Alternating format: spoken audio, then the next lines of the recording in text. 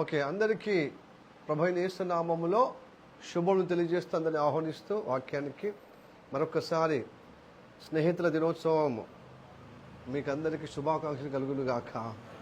Happy friendship day. Hallelujah. Praise the lord.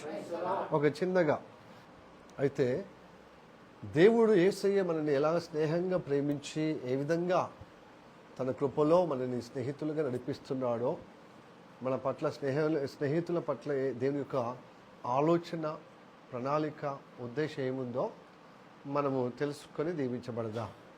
అట్టి ఆశీర్వాదం మనకందరికీ దయచేయబడుగాక. ఆమె రండి, మత్తయి సువార్త 22వ అధ్యాయము 12వ వచనం.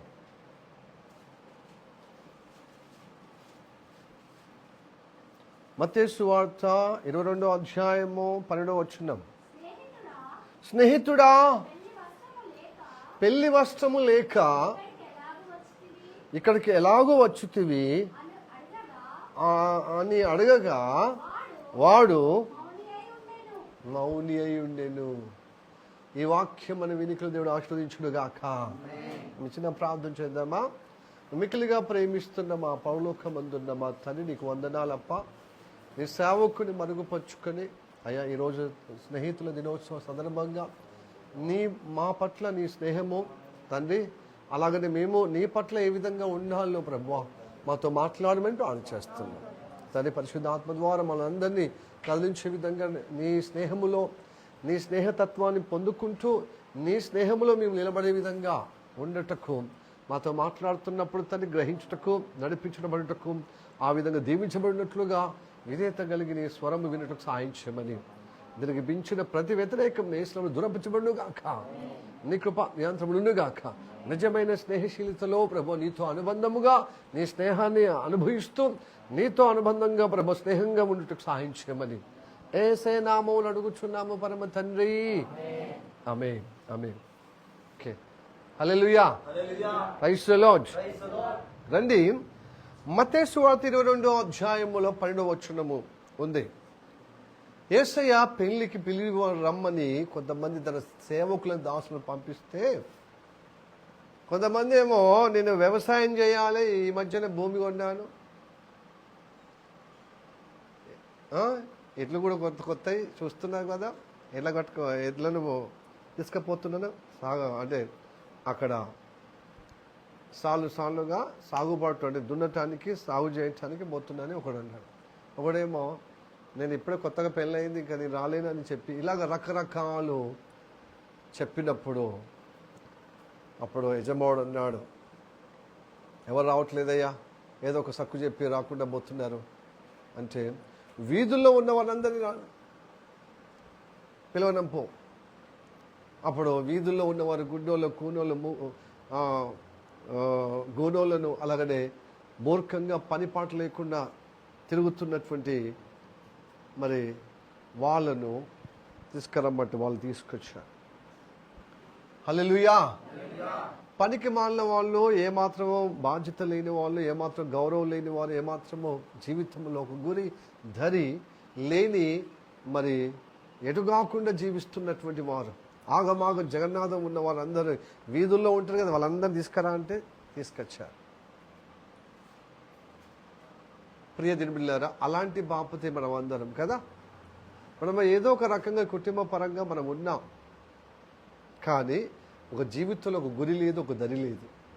నిరాశ నిష్ఫలతో ఉన్నాం, ఆర్థిక ఇబ్బందితోని, అప్పబాధలతోని, బరువుగా, కుటుంబానికి వేదనగా, బాధగా ఉన్న వాళ్ళను తన సేవకుల ద్వారా మనల్ని, సువార్త ద్వారా మనల్ని తన ఇంట్లోకి పిలుచుకున్నాడు. అలాగానే మనం వచ్చి ఉన్నాం. హల్లెలూయా. యేసు ప్రభు నమ్ముకున్న తర్వాత మనకు ఒక దరి, ఒక గురి, ఒక అర్థం, పరమార్థం మనకు మన జీవితంలో పొందుకున్నాం. ఎందుకో పని లేని వారికి పని దొరికింది, కష్టంలో ఉన్న వారికి కష్టం తీర్చబడి, అనారోగ్యం ఉన్న వాళ్ళకి ఆరోగ్యము కలిగి, బతుకుదేరు లేని వారికి బతుకుదేరు దొరికే విధంగా, అప్పుల్లో కూడకపోయిన వారికి అప్పుల్లో నివారించబడి, మన చేతుల కష్టము మనం అనుభవిస్తున్నాం. కొంచెం నెమ్మది కలిగి, తేలికపాటుగా, క్షేమంగా నడిపించబడుతున్నాం. అయితే దేవుడు మనల్ని రక్షించింది తన స్నేహితులుగా ఉండటానికి కోసం. హల్లెలూయా, ప్రైజ్ ది లార్డ్. ఒక యజమానుడిగా నువ్వు సేవకుడిగా ఉండటానికి కాదు, దాసులుగా ఉండటానికి కాదా. నేను యజమానుడిని కాబట్టి మీరు దాసులు మీరందరూ అని చెప్పి మనల్ని దాసులుగా చేసుకుంటలేడు. ఎలా చేస్తుంది తెలుస్తుంది తన ప్రేమ. స్నేహితుడు తన స్నేహితుల కొరకు ప్రాణం పెట్టే ప్రేమ మరొకటి లేదు. అంతగా ప్రేమించి నా ప్రాణం దారం పోశాను. ఎదుగో మీరు దాసులు కాదు, నా స్నేహితులు. దాసుడికైతే యజమానుడు చేసే పని ఏమీ తెలియదు. చెప్తాడా? ప్రతిదీ చెప్తాడా యజమానుడు తన దాసులకు? చెప్పింది చేయబోయి నీకు అంత ఎందుకు, చెప్పింది చేయాలంతే. నువ్వు దాసుడివి, నేను యజమానుడివి, నేను సారు, నువ్వు పనివాడివి. నేను చెప్పింది చేయ అంతే. అన్ని నా విషయాలు చెప్పడం అవసరం లేదు. నేను చేయబోయే కార్యక్రమం నీకు చెప్పడము అవసరం లేదంటారు. కాబట్టి యజమానుడు అయితే దాసులకు ఏం చెప్పాడు. కానీ మిమ్మల్ని స్నేహితులుగా ప్రేమించాను, స్నేహితులుగా అన్నీ చెప్తున్నాను. నా తండ్రి దగ్గర నుంచి ఏమి పొందుకున్నానో దాపరికం లేకుండా మీకు అన్నీ తెలియజేస్తున్నాను. మీకంతా మొహమాటం లేకుండా, దాపరికం లేకుండా స్పష్టంగా మీకు తెలియజేస్తున్నాను, మాట్లాడుతున్నాను. ఎందుకంటే మిమ్మల్ని స్నేహితులుగా ప్రేమిస్తున్నాను అంటున్నాడు. హల్లెలూయా చెప్పండి. హల్లెలూయా, ప్రైజ్ ది లార్డ్. యోహాను సువార్త 15వ అధ్యాయం 14వ వచనం. యోహాను సువార్త 15వ అధ్యాయం 14వ వచనం. నేను నీకు ఆజ్ఞాపించిన వాటిని చేసిన ఎడల. మంచి చదువు తల్లి. మళ్ళీ ఫస్ట్ కంచాలి. నేను ఆజ్ఞాపించు వాటిని చేసిన ఎడల మీరు నా స్నేహితులై ఉందురు. హల్లెలూయా. నేనేవైతే చెబుతున్నానో అవి పాటిస్తే నా స్నేహితులు అవుతారు. ప్రియా దేని బిడ్డలారా, యేసయ్యకు ఎంతమంది స్నేహితులై కోరుతున్నారు ఈ పగటి కాలంలో? దేవుని వాక్యం వింటున్న దేవుని బిడ్డలారా, దేవుని మాటలు వింటే, యేసయ్య మాటలు వింటే ఆయనకు స్నేహితులు అవుతారు. ఎందుకంటే నీకు స్నేహము, నీ కొరకు నిన్ను స్నేహించి నీ కొరకు ప్రాణము దారపోశాడు. ఆయన ప్రేమ చూపించాడు. స్నేహం అంటే ఏంటిదో ఆయన చూపించాడు. ఆ స్నేహాన్ని నిర్వచనాన్ని ఆయన ప్రాణ త్యాగం చేసి ఆ ప్రేమ చూపించాడు. కాబట్టి నేను ప్రేమించి నేను రక్షించుకున్నాడు. అయితే ఆయన మాటలు విన్న కొలది ఆయన స్నేహితులుగా ఎదుగుతూ ఉంటాం. అయితే అనుబంధము, అందుకోసమే స్నేహము నీవే బంధము అని పాట పాడతాం. బంధము నీవే స్నేహము నీవే. అప్పుడప్పుడు ఎత్తుతాడు అభిషేక్ ఎత్తంగా ఒక్కొడితే 2 సార్లు విన్నాను. కానీ స్నేహం ఉందా సహోదరుడా, నా కుమారుడా? స్నేహం ఉంటే దేవుని మాటలు ఎందుకు వింటలేవు, లోబడతలేవు, ఎందుకు సహవాసానికి రావట్లేదు? స్నేహం ఉంది కదా, మరి ఆయన మాట ఎందుకు లోబడతలేరు? లోబడితేనే ఆయన రాజ్యములో నేను స్నేహంగా నేను స్వీకరిస్తాడు. హల్లెలూయా, ప్రైజ్ ది లార్డ్. ఏమంటుంది తెలుసా? స్నేహము లోకానికి మించినది. అంటే ఒక పాట కూడా ఉంది, సెక్యులర్ పాట, సినిమా పాట అనుకుంటా, అది సినిమా పాటనే. ఏమంటుందంటే స్నేహానికి ఉన్న మిన్న లోకానికి ఏది లేదురా అని ఒక పాట. అది చాలా గంభీరమైన పాట, నాకు నచ్చుతుంది. అంటే స్నేహం అంటే ఒక స్నేహాన్ని ముందు చేస్తే దానిలో కులము చూడరు, మతము చూడరు, ఇంకా గుణము చూడరు. ఏం చేస్తారు చెప్పండి? స్థాయి భేదము, పేదవాడ ధనికుడా చూడరు. స్నేహం అంటే అలా ఉంటుంది అన్నమాట. ఈ స్నేహాన్ని దేవుడు కలిగి ఉండమంటున్నాడు. స్నేహాలు ఇంకా స్నేహితం పెంచుకోండి అంటున్నాడు. తుంచుకోవద్దు, పెంచుకోండి. హల్లెలూయా, ప్రైజ్ ది లార్డ్. ఈ లోకంలో చాలా మందికి ఏదో ఒక సందర్భంలో స్కూల్లో కానీ కాలేజీలో కానీ మీరు పనిచేసే కాడు కానీ ఒక స్నేహితులు ఉంటారు. వాళ్ళు ఆ స్నేహితులే మనకు కష్టకాలంలో ఉపయోగపడుతూ సహకారంగా ఉంటారు. అందుకోసం స్నేహం కలిగి జీవించమంటున్నాడు. ముందుగా దేవునితో స్నేహం కలిగి ఉంటున్నాడు, 10 మందిలో స్నేహం కలిగి ఉండమంటున్నాడు. హల్లెలూయా చెప్పండి. హల్లెలూయా, ప్రైజ్ ది లార్డ్, హల్లెలూయా. స్నేహం ఎప్పుడు కానీ మన ఆపదలో సహాయం చేస్తుంది. అయితే స్నేహం ఎవరిని కుదరాలి? స్నేహం చేస్తే తప్పు మార్గంలో నడిపించే స్నేహం వద్దు. అందుకోసం పెద్దవాళ్ళు అంటారు, స్నేహము త్రోవనాశనం. అంటే మంచోళ్ళతో కూడితే మంచితనం వస్తుంది, చెడు వాళ్ళతో కూడితే చెడు వస్తుంది. స్నేహం, bad company make bad habits కదా. కాబట్టి మంచి స్నేహం కలిగి ఉండాలి. మరి ఈ లోకంలో మంచోళ్ళు ఎవరు చెప్పండి? యేసయ్య. యేసయ్య స్నేహము కలిగి 10 మందిని యేసయ్య స్నేహములో నడిపించమంటున్నా. అలాంటి ఫ్రెండ్స్ కలిగి ఉండమంటున్నాడు. హల్లెలూయా, ప్రైజ్ ది లార్డ్. లూకా సువార్త 16వ అధ్యాయము, లూకా సువార్త 16వ అధ్యాయము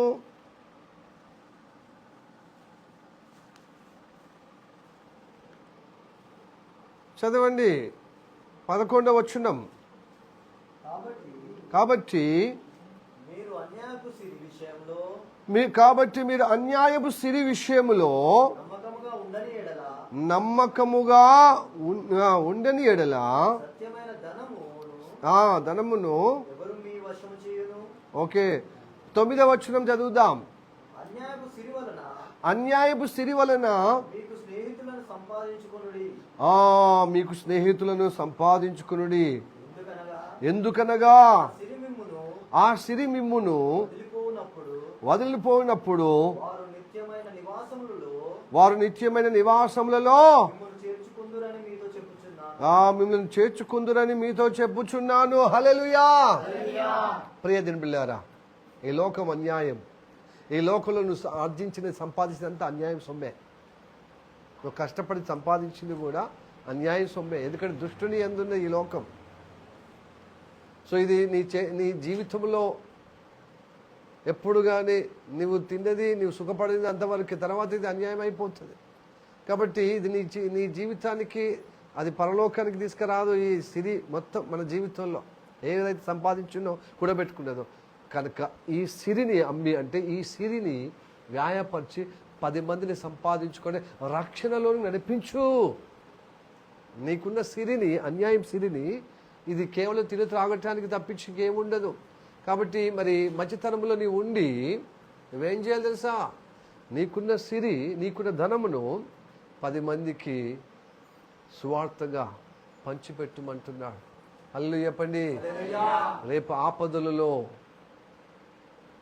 నీ ఒంటరితనములో అది నీకు నిత్య నివాసమైనటువంటి స్థలములోనికి చేర్చబడతానమాట.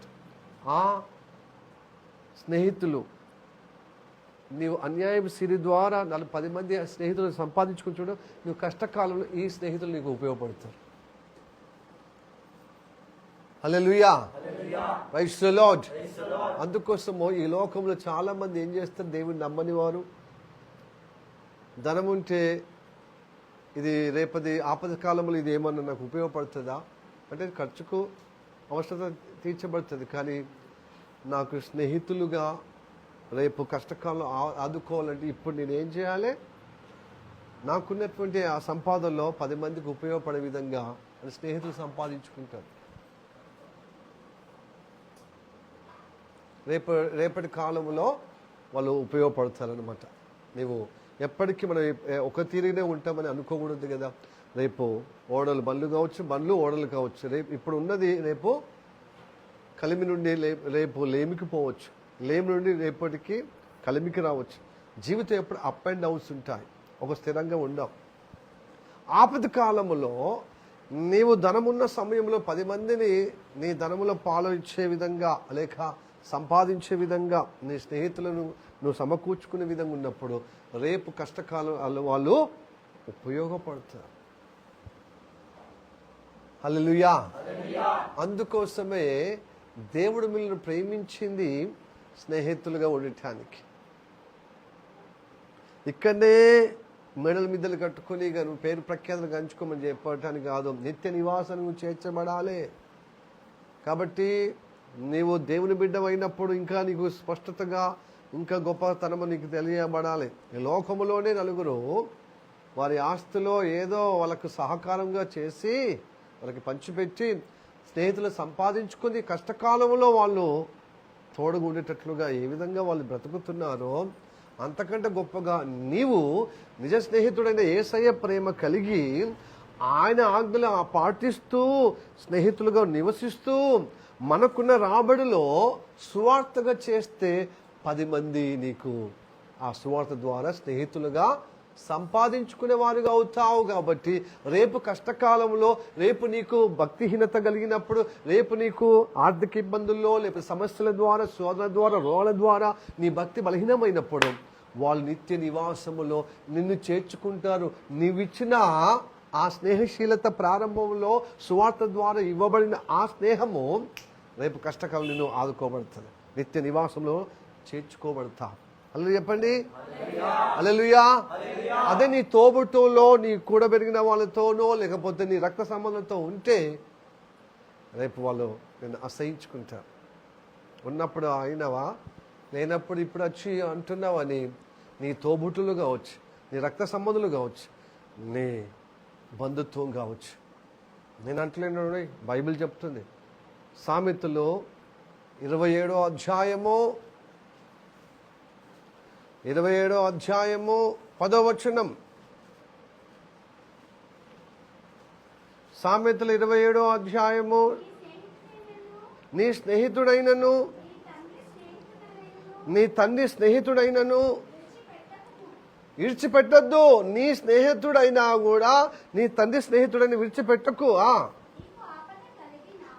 నీకు ఆపద కలిగిన దినమందు నీ సహోదరుని, నీకు ఆపద కలుగుతే నీ సహోదరుని ఇంటికి వెళ్ళకు, కానీ ఈ స్నేహితులు వచ్చి నీకు సహాయం చేస్తారు. హల్లెలూయా. కనుక నీ స్నేహమును వదిలిపెట్టకు, నీ ఆత్మీయ అనుబంధమును వదిలిపెట్టకు. నీ తండ్రి స్నేహితులు ఆత్మీయులు వదిలిపెట్టకు. నువ్వు బాధలో ఉన్నప్పుడు, నువ్వు కష్టంలో ఉన్నప్పుడు, నువ్వు ఆపదలో ఉన్నప్పుడు నీ సహోదరుల ఇంటికి వెళ్ళే కంటే వీళ్ళు నీకు సహకారంగా ఉంటారు. ఇది స్నేహానికి గొప్పతనం. కానీ ఈ లోకంలో చాలా రక్త సంబంధులు తిని తిట్టిపోతారు. అంటే తిని ఏడబెట్టినో ఏడ ఇచ్చినో అని చేస్తారనమాట.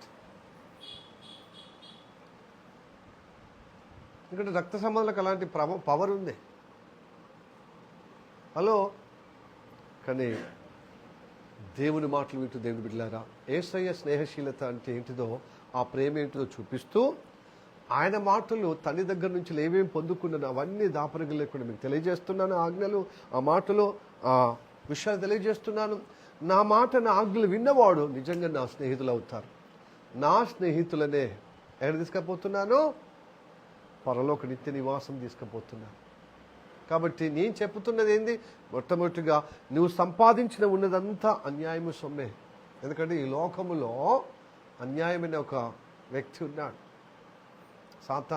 సాతాను వల్ల వాని కబ్జాలో పోయి మిమ్మల్ని అందరినీ మళ్ళీ ప్రభులోనికి నడిపించాడు. కానీ దేవుడి సమయం అంతా దొంగలించి మనం సంపాదించే విధంగానే ఎక్కువ సమయం కేటాయిస్తున్నాం. కనుక ఈ లోకమంతా సంపాదించిన ఏది అయినా కానీ నీతో రాదు. అది నీ భక్తి వస్తుంది నీ చెంతకు, నీ నిత్య జీవానికి. నీ భక్తి నిన్ను నిత్య జీవాన్ని నడిపిస్తుంది. కానీ ఈ సిరి అంతా, ఈ లోకమున్నంత సిరి నిన్ను వదిలిపెట్టబడుతుంది. కనుక ఈ అన్యాయమైన సిరి కుప్పలు తెప్పలుగా దాచుకొని కూర్చుకుంటే ఏమీ ప్రయోజనం ఉంటుంది. 10 మందికి సువార్తగా పంచు. రేపు ఆపదినంలో నీకు సహకారంగా ఉంచారు, నిత్య నివాసములో చేర్చుకుంటారు. హల్లెలూయా చెప్పండి, హల్లెలూయా, ప్రైజ్ ది లార్డ్. కాబట్టి సువార్త చేయమంటున్నాడు. రేపు సంఘస్థులే, సహోదరి స్నేహము, నీ ప్రేమతోని నీ స్నేహము 10 మందికి సువార్తగా నువ్వు తెలియజేసినావు. కాబట్టి వాళ్ళు నీ ఆపదలో, వాళ్ళు నిత్య నివాసంలో చేర్చే విధంగా నీకు సహకారులుగా ఉంటారు. హల్లెలూయా. ఇంతకు మూలవాక్యం ఏమైంది? స్నేహితుడా, ఇక్కడికి ఎలా వచ్చావు పెళ్లి వస్త్రము లేకుండా అని. ప్రియదినులారా, దేవుని మాట విన్న కొలది నువ్వు పెళ్లి కుమారుడుగా తయారవుతున్నావు దేవుని రాజ్యానికి సిద్ధపడటానికి. ఎస్, ఈ లోకంలో పాపము శాపం అనే వస్త్రములతో మైలపడి ఉన్న నిన్ను ఆయన విమోచన చేసి నీకు నీతి వస్త్రములు ధరింపజేస్తున్నాడు, పరిశుద్ధ క్రియల చేత నడిపిస్తున్నాడు.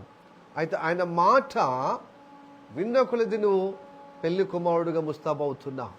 ఆయన మాట విని విధేయతగా సేవించిన కొలది పెళ్లి కుమారుడుగా పెళ్లి కుమార్తెగా ముస్తాబవుతున్నావు. యెషయా 61వ అధ్యాయము 10వ వచనం. యెషయా 61వ అధ్యాయము 10వ వచనం. శృంగారమైన పాగా ధరించుకున్న పెళ్లి కుమారుని రీతిగాను ఆభరణములతో అలంకరించుకొని పెళ్లి కుమార్తె రీతిగాను ఆయన రక్షణ వస్త్రములను నాకు ధరింపజేసి ఉన్నాడు. నీతి అను పైబట్టను నాకు ధరింపజేసి ఉన్నాడు.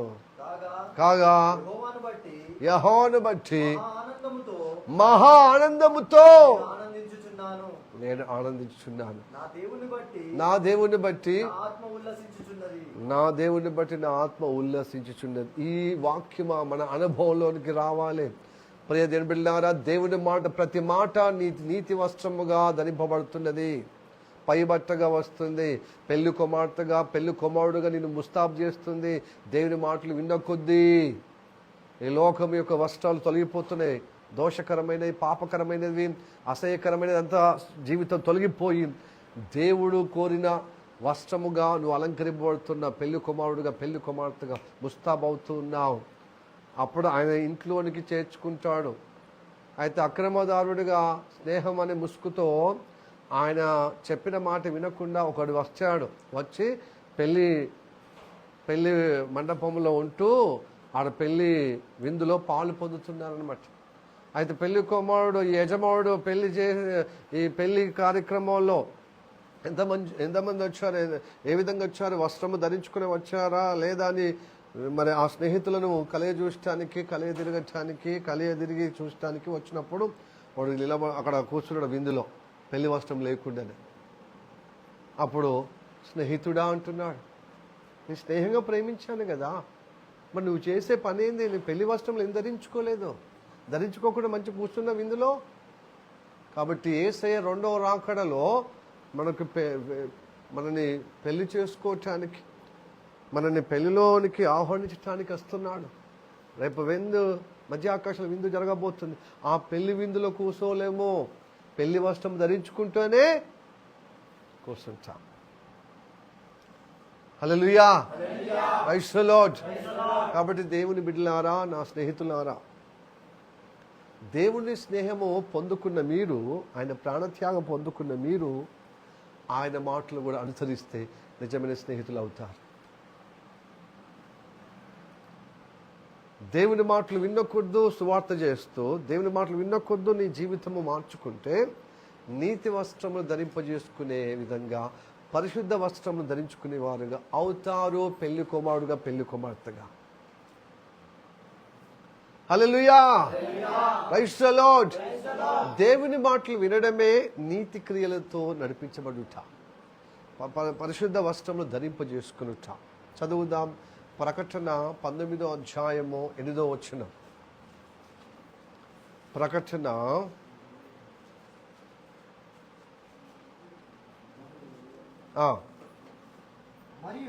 మరియు ఆమె ధరించుకొనుటకు ప్రకాశమును నిర్మలమైన సన్నపు నారబట్టలు ఆమెకి ఇయ్యబడెను. పరిశుద్ధ నీతి క్రియలు. హల్లెలూయా. ఈ పరిశుద్ధ నీతి క్రియలే నీకు పెళ్లి కుమారుడుగా పెళ్లి కుమార్తెగా వస్త్రములో, నీతి వస్త్రములు, పరిశుద్ధ వస్త్రములు. ఆయన మాట అందుకోసమే లోబడేదే పరిశుద్ధ క్రియలండి, నీతి క్రియలు. అవే పరిశుద్ధ వస్త్రములు, నీతి వస్త్రములు, పైబట్ట. అప్పుడే నీ హృదయంలో ఉల్లాసింపబడతావు, దేవుని యందు ఆనందించగలుగుతావు. ఆ పెళ్లి విందులో, ఆ పెళ్లి కార్యక్రమంలో పాలు పొందుటకు నీకు యోగ్యత అర్హతగా ఉంటుంది. ఇంకా నీ మీద ఇంకా స్నేహశీలత, ఇంకా అభిమానం పెరుగుతుంది దేవుడికి. ఇంకా స్నేహితులుగా ప్రియులుగా ఎంచబడతా. దేవునికి స్తోత్రం. హల్లెలూయా, హల్లెలూయా. ఈరోజు హ్యాపీ ఫ్రెండ్షిప్ డే సందర్భంగా ఈరోజు స్నేహితుల రోజును బట్టి ఈ వాక్యం నేర్చుకుంటున్నాం, ఈ వాక్యం తెలుసుకుంటున్నాం. ఎంతమంది దీని వాక్యం లోబడుతున్నారు? స్నేహితులనే చేర్చుకుంటారు. హల్లెలూయా. దేవుడు అడగడం కూడా స్నేహితుల్లాగానే అడగాలి. అడుగుడే మీకు ఇవ్వబడిన సెలవిచ్చిన మాటలో లూకా సువార్త 10వ అధ్యాయంలో ఉంటుంది. ఏమని ఉంటే చదువుదాం. 10వ అధ్యాయము లూకా సువార్త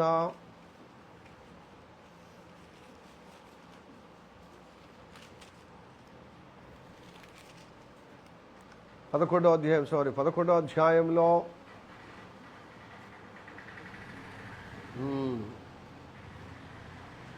చదువు 6వ వచనం.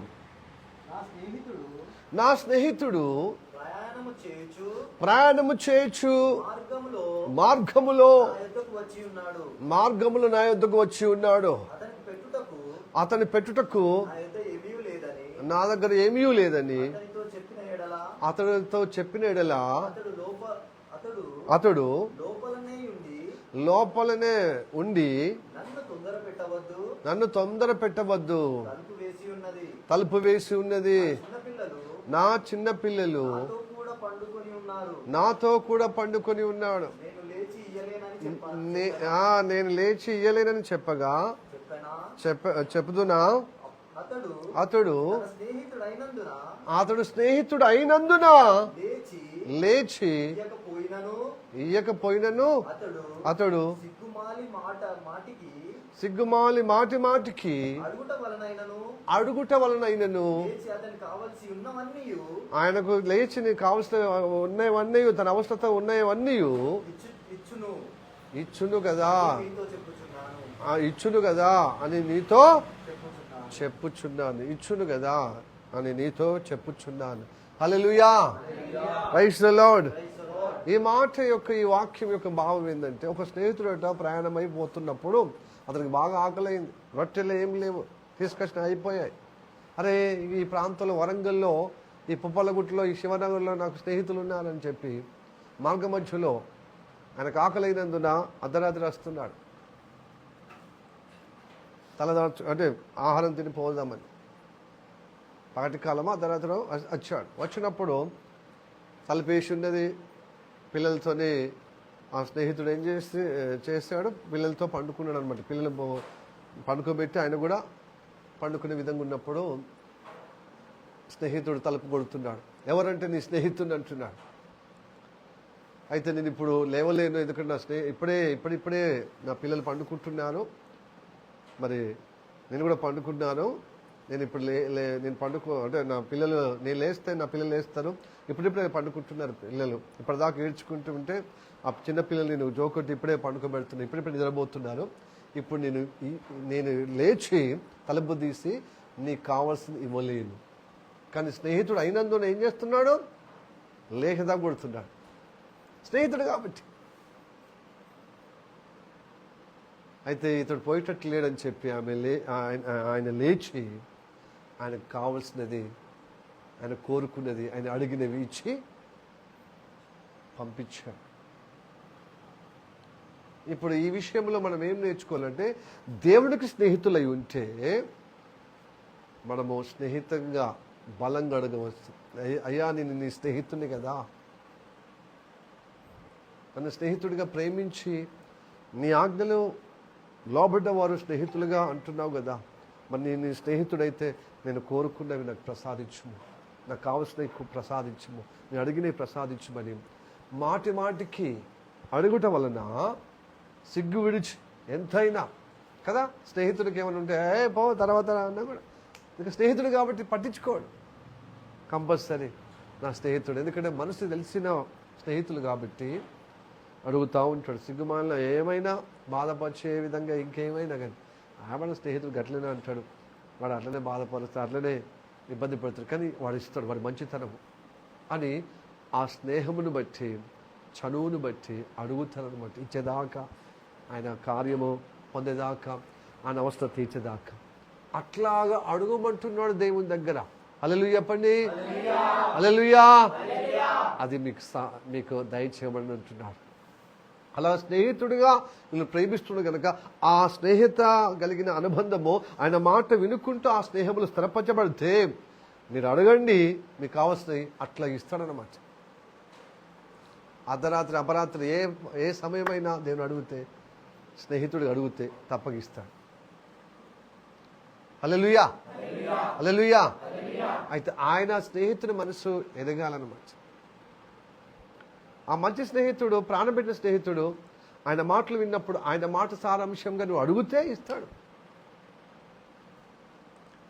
మీ మధ్యలో ఉన్న స్నేహము బలహీనం పడేది, తొలగిపోయేది అడుగుతే ఇస్తాడా? ఎవరైనా చేస్తారా? అందుకు స్నేహం బలపడే విధంగా నీకు సహాయం చేస్తాడు. ఏది అడిగినా స్నేహములు నిలబడే విధంగా, ఆ ప్రేమలు ఇంకా బలపరచబడే విధంగా, స్థిరపరచబడే విధంగా, ఆ స్నేహం ఇంకా దృఢంగా బలంగా మారే అంతగా నువ్వు అడిగినదల్లా నీకు సహాయం చేస్తా ఉంటాడు స్నేహితుడిగా. హల్లెలూయా.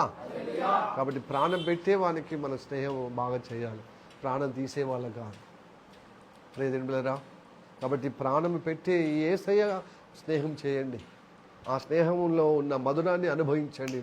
నిజంగా స్నేహితులుగా ఆయన దేవుడు మన పట్ల ఉన్న ప్రణాళిక అంతా దాపరిక లేకుండా అన్ని తెలియజేసి మనని గొప్పగా ఆయన రాకడ సమయంలో అన్ని తెలంగా తెలియజేస్తూ ఆయన రాకడ సిద్ధపరచుకుంటాడు. ఏది మరుగు చేయకుండా స్పష్టతగా మీతో ఉన్నట్లు మనం ఆయనతో స్పష్టంగా ఉండాలి. దేవుని స్తోత్రం. హల్లెలూయా, హల్లెలూయా. ఏది ఏమైనప్పటికీ ఆయన మాటలు విన్నవారు పరిశుద్ధ క్రియలు కలిగి నీతి వస్త్రములు ధరింపజేసుకునేవారుగా ఉంటారు. కాబట్టి సన్నపు నారబట్టలు, మరి పెళ్లి కుమార్తెలు, పెళ్లి కుమారు యొక్క బట్టలు పరిశుద్ధుల నీతి క్రియలు. కాబట్టి అలాగా అలంకరించుకుందాం. దేవుని మాట విన్న కొద్దీ మన బ్రతుకును మార్చుకుందాం, మన జీవితాలు మార్చుకుందాం, మన జీవితాన్ని స్థిరపరచుకుందాం. హల్లెలూయా. ఆ పాత జీవితము, రోత జీవితము, రక్షణ పొందినటువంటి ఆ మూర్ఖత్వము, అబద్ధాలు, ఆ వేషధాలలో పూటకొక వేషం వేస్తాం.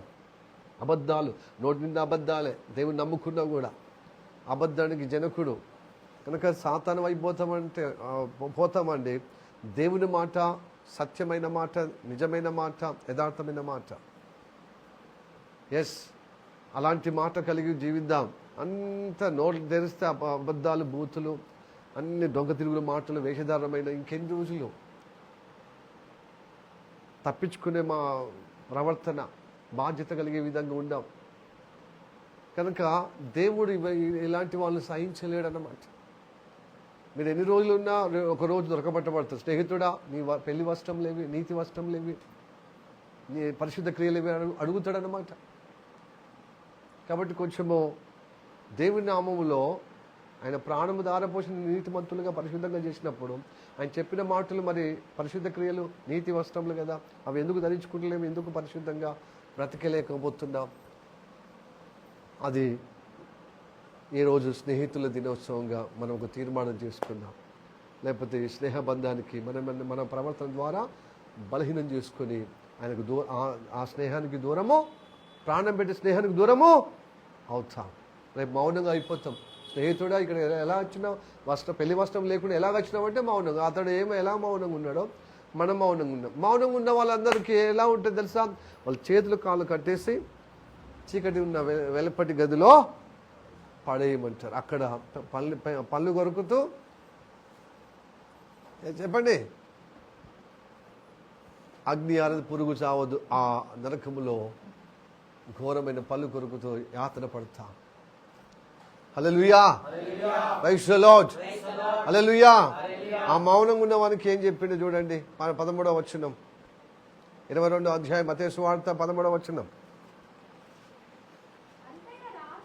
అంతటా రాజు విని కాళ్ళు చేతులు కట్టి ఆ వెలపటి చీకటి గదిలో త్రోసివేయుడి. అక్కడ ఏడుపును, అక్కడ ఏడుపును, పళ్ళు కొరుకుటయు ఉండునని పరిచారకులతో అంటే పని వాళ్ళతో చెప్పెను. కాగా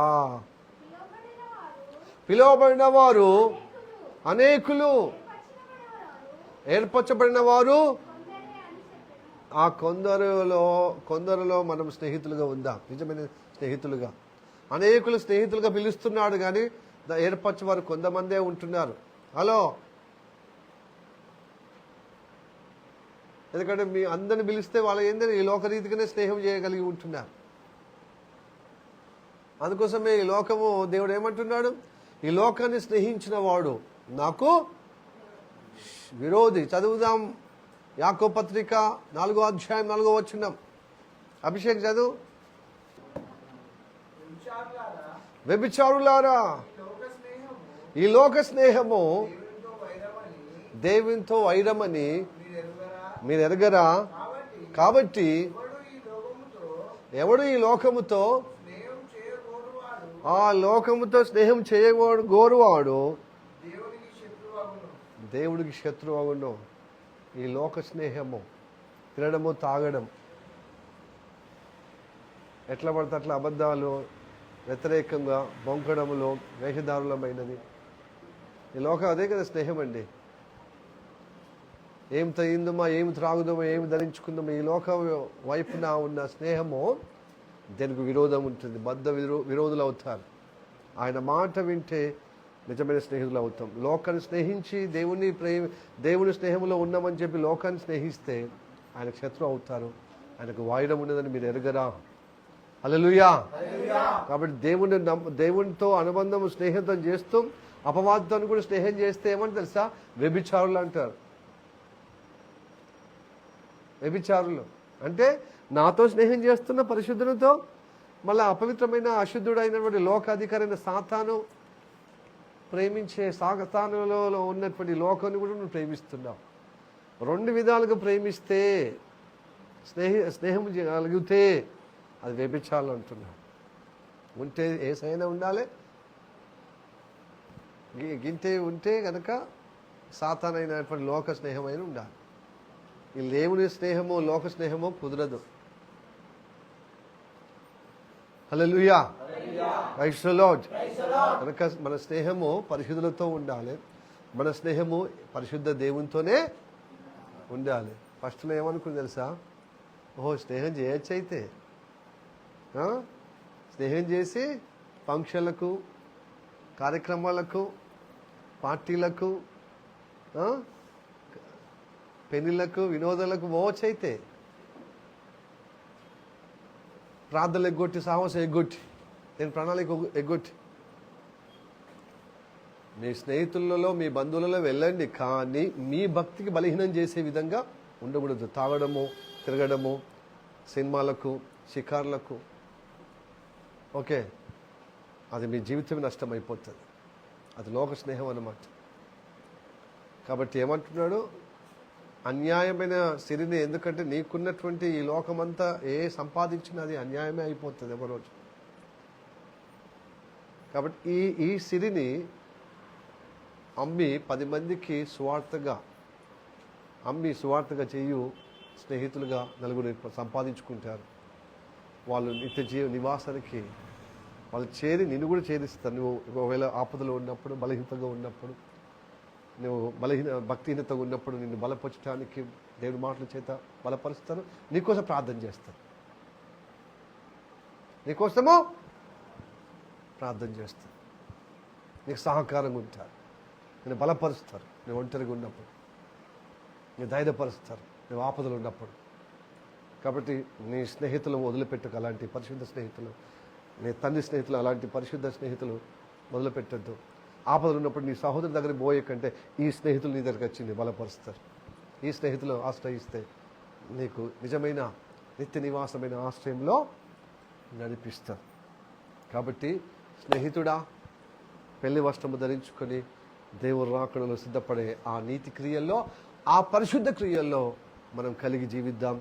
అట్టి పరిశుద్ధత, అట్టి నీతి పెళ్లి కుమారుడుగా, కుమార్తెగా, వస్త్రములుగా ధరింపజేసే ఆ నీతి క్రియలు, మరి నీతి బట్టగా ఆ పరిశుద్ధ క్రియలు, పరిశుద్ధ జీవితంగా మనము కలిగి దేవుడి చేత నడిపించబడదు గాక. ఆమె తల్లి వచ్చి కళ్ళు మూసుకుని ప్రార్థన చేద్దాం.